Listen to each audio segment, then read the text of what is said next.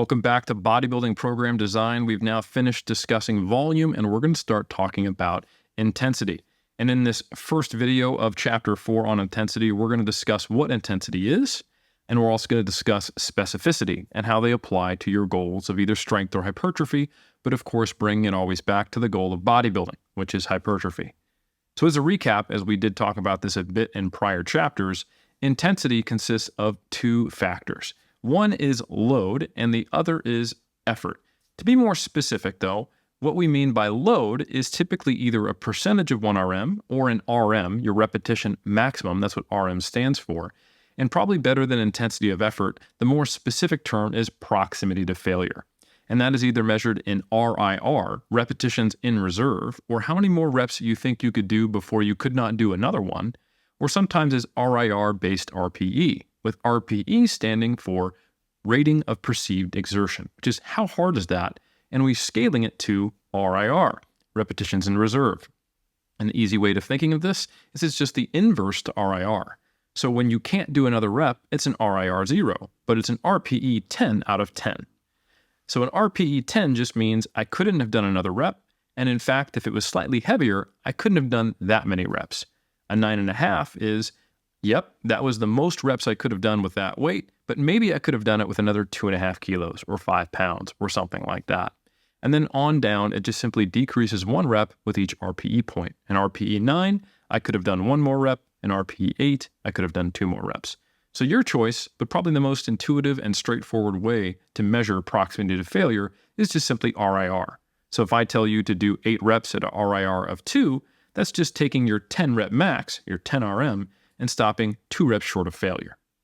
So the reason why it's important that we think about our intensity is because this dictates both the stimulus and the stress from any given set.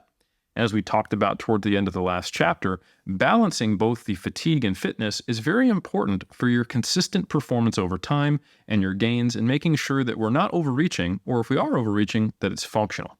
Now, for bodybuilding specifically, for the goal of hypertrophy, that means we need to make sure we have an appropriate RIR, but we also need to make sure that we're using appropriate loads.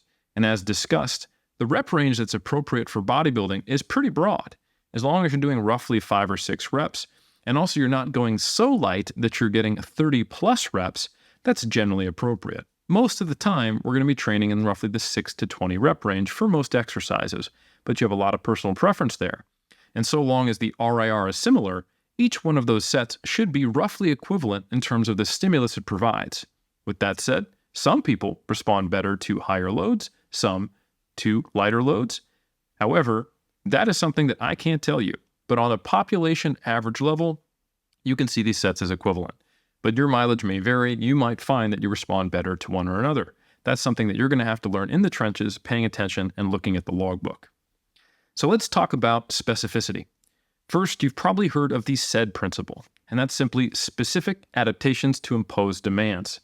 And when it comes to training for strength, as we've already discussed, this means that you're going to adapt in a specific way to the way you train. So when you train for strength, if you want to get stronger at a movement, you have to do things that are similar to that movement, as strength gains are specific to joint angles, to loads, and also to the number of reps performed. If you want to get really good at a 10 RM, you need to do higher rep sets closer to a 10 RM. And if you want to get really good at a 1 RM, you need to lift heavier. Simply put, if you want to get good at lifting heavy loads, you have to lift heavy loads. And if you want to get good at a specific movement, you have to do other movements that transfer to it in some way or are very similar to it. On the other hand, though, size doesn't require that much quote-unquote specificity, because as we discussed, hypertrophy is a physiological change in the body, not a performance adaptation like getting stronger. So that means in terms of programming variables, hypertrophy training is a lot more forgiving. While you can use 5 reps, you can also use 10 reps, or you can use 15 reps. So long as the proximity to failure is appropriate, the volume is appropriate, and you distribute it using your frequency into a good split, which this whole course is about, you can probably make some pretty good gains. Now, that can be an intimidating prospect for someone who hasn't programmed before. Hey, a lot of things work. Oh my God. Don't worry, this course is going to give you some constraints. That'll help you decide what's in the realm of realistic for you and what's an appropriate way to program, and you can choose a lower or higher volume approach, a lower or higher rep approach, and we can also help you choose the right exercises to pair with the right proximity to failure and the right rep range. But ultimately, your goals and personal preferences are going to dictate which type of intensity measures we use. Do you like to use RIR, or do you not want to think about your proximity to failure? Do you not feel like you're ready or accurate enough to rate those things?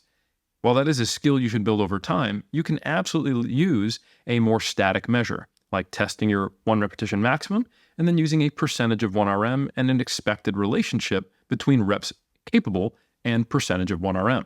So for example, most people can perform, say, 15 reps or maybe 10 reps with 70 or 75% of 1RM.